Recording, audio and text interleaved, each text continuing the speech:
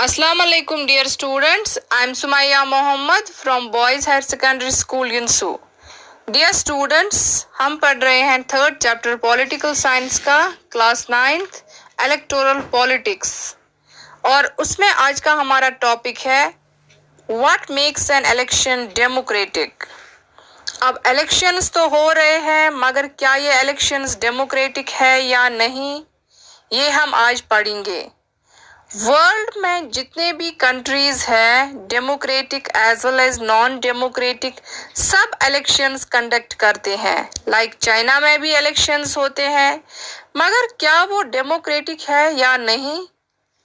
जैसा हमने अपने पिछले वीडियोस में भी पढ़ा कि वहाँ चाइना में इलेक्शंस तो होते थे मगर they were influenced by the communist party. वो जिसे चाहती थी उसे ही मैंडेट मिलता था इलेक्शंस लड़ने का। दैट मीन्स वहाँ पे इलेक्शन डोमिनेटेड थे by communist party, means elections were not democratic in China at that time. या कुछ कंट्रीज ऐसी भी है जहाँ पे सिंगल पार्टी सिस्टम है, लोगों के पास ऑप्शन ही नहीं है, तो ऐसे इलेक्शंस भी डेमोक्रेटिक नहीं कहलाएंगे। अब कौन से इलेक्शंस डेमोक्रेटिक हो सकते हैं ये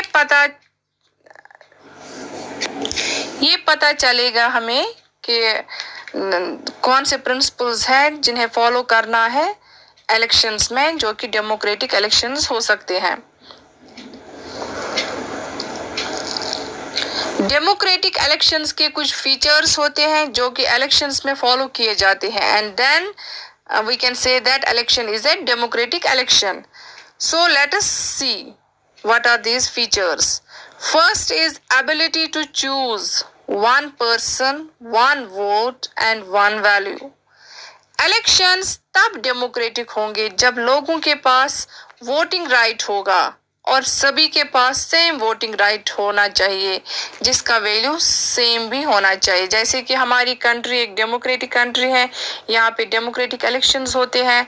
एवरीवन अबव 18 इयर्स उनके पास राइट टू वोट है। हर एक के जो राइट टू वोट है उसका सेम वैल्यू भी है, चाहे वो अमीर है, गरीब है, किसी भी रिलीजन का है, किसी भी स्टेट का है, हर एक के जो उसका जो राइट टू वोट है उसका सेम वैल्यू है।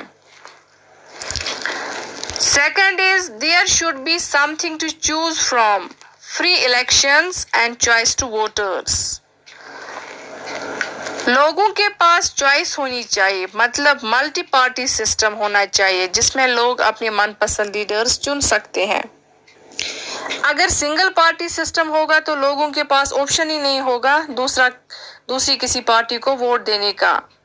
लाइक बहुत सारी कंट्रीज में वर्ल्ड में सिंगल पार्टी सिस्टम है, तो ऐसे में उनके पास ऑप्शन नहीं होता है किसी और पार्टी के लीडर को चुनना।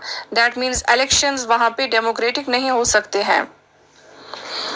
Number third is choice should be offered eight intervals, regular elections होने चाहिए ताकि वोटर्स को अगर लगे कि जिसे इन्होंने चुना है वो इनके हिसाब से काम नहीं कर रहा है, वो अच्छा काम नहीं कर रहा है, वो उसको चेंज भी कर सकते हैं फिर। इसलिए इलेक्शंस होनी चाहिए एट रेगुलर इंटरवल्स। लाइक हमारी कंट्री में होते हैं after every 5 years, that here elections are, so we can say that here elections are democratic because it gives us a chance to rectify our mistakes. Number 4th is that candidates preferred by the people should get elected. अब जो vote हम दे रहे हैं, हमें voting right भी है, elections भी हो रहे हैं, तो जिसको हमने वोट दिया है, जिसे मेजॉरिटी वोट्स मिले हैं वो लीडर बनना चाहिए। Then only elections will be democratic.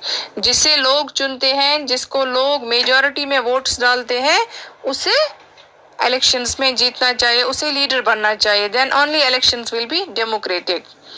Number 5th is elections free and fair होने चाहिए, फ्री एंड फेयर मैनर में कंडक्ट करवानी चाहिए इलेक्शंस जो हो रहे हैं इसमें सब कुछ ट्रांसपेरेंट होना चाहिए, बिना किसी धांधली के सब कुछ फ्री एंड फेयर होना चाहिए, साफ सुथरे बिना किसी चीटिंग के इलेक्शंस होनी चाहिए।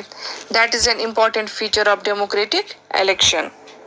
सो डियर स्टूडेंट्स, ये तो था हमारा आज का topic that what makes an election democratic, जिसमें हमने कुछ पॉइंट्स देखे, जिस इलेक्शन में वो पॉइंट्स होंगे वो इलेक्शन होगा democratic election. And that is all for today. Thanks and Allah Hafiz.